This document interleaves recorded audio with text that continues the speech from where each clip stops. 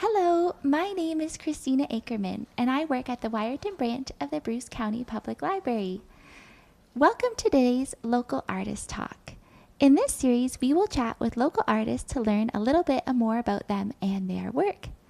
Lynne Porter is a writer and artist from Oxenden, Ontario. Lynne is our featured artist in the Wiarton branch from January 13th to March the 29th. Lynne is a keen student of local history and an avid writer, with works published in local newspapers and the Brucedale Press. Her books incorporate her artistic talent through historical illustrations that help capture the essence of time in surrounding Grey County communities, such as Oxenden, Big Bay and North Keppel, Lake Charles, and Zion Keppel. Lynne enjoys creating art in a variety of formats, including drawing, sewing, home decor, and floral creations. For 17 years, her artistic efforts turned to floral design in the flower shop that she operated. Lynne sculpted one-of-a-kind character art dolls for a decade as well.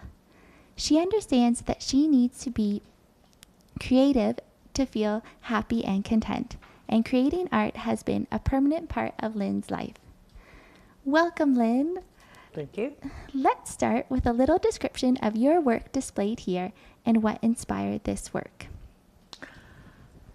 The sketches or drawings that are hanging here are pieces that I did in my book. Every one of these prints are featured in the books, and it's the first that I've used the pen and ink type of thing, and pen and ink and charcoal, and it was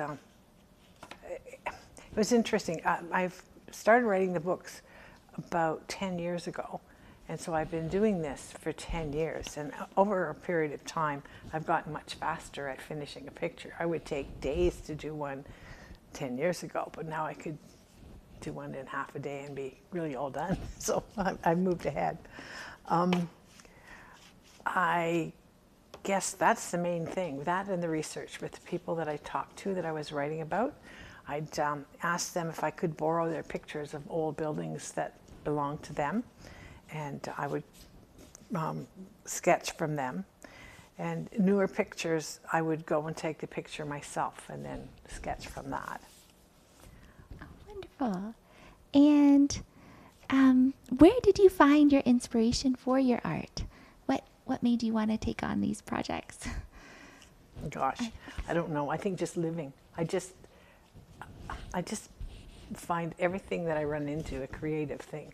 I have thoughts in the middle of the night that I need to deal with. I've talked to somebody and I need to, go and paint that or draw that. It's been ongoing right from the time I was a teenager. Well, in public school. Mm-hmm. I drew in public school, and I painted watercolor paints in public school, painting sunrises and sunsets from shining through our bedroom window. And I was doing that when I was 8, and I got pretty good at it by the time I was 8. And it just seems that everything that happens around me makes me want to do something that's going to be creative around it. Not specific to a certain thing, but it's just there. I had gone to a Owen Sound the other day, and on the way to Owen Sound we came past an open gate, and it was 2 gates at a big farmhouse, and they were all overgrown with stems and weeds, and it was just solidly packed. There's no way those gates are ever going to close again until somebody cleans that out. And I just need to go over there and get pictures of that, because that's something I really have to paint, is those gates, because they're unusual and neat, and that's my inspiration for that for the next week or 2. Oh, beautiful. I would love to see your sketchbook. And what is your process for when you take on a project? Or this particular one, I would start out with my pen and my paper, and I would draw the main part of the house. And then I would fill in the stylized things like the trees and the shingles and the siding afterwards. And then I put in my little cat, which is in every one of my pictures. That cat is called Lucky, and people are quite intrigued with Lucky. Once they find out there's one in each, they have to find every one that's in every picture. Now that I know I'm gonna be looking for them all. Yeah. I forget what more can I say about that. The process, you might have covered it all. Pretty much, I think. Okay, great. And do you have a favorite part of your process? Just the research and finding out about whatever I'm going to do. Yeah, I like to know the story behind everything. Mm-hmm. Whether it's a shack on the side of the road that I need to know why it's there and how come it's rusty colored and who owns it, what they do with it, because it's just sitting there. Yeah. I have to try to find that out. Makes me happy. It pairs your writing and your illustration so well then. I think it all goes together, doesn't it? Yeah. And lastly, what mediums do you prefer and why? At this point, I prefer acrylics because I find them nice to work with.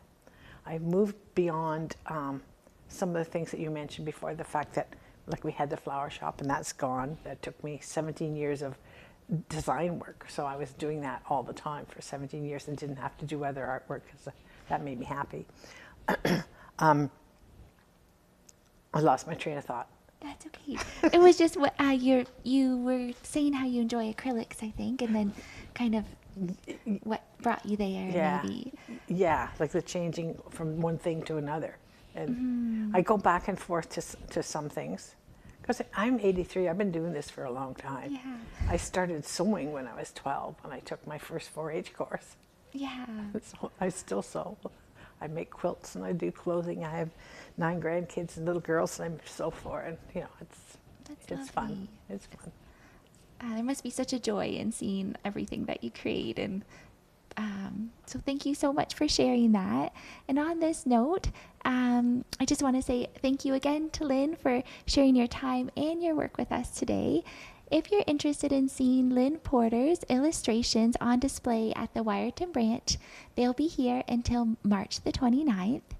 And if you would like to contact Lynne about her art, you can reach her at rlporter@gbtal.ca, or you can call her at 519-534-1734.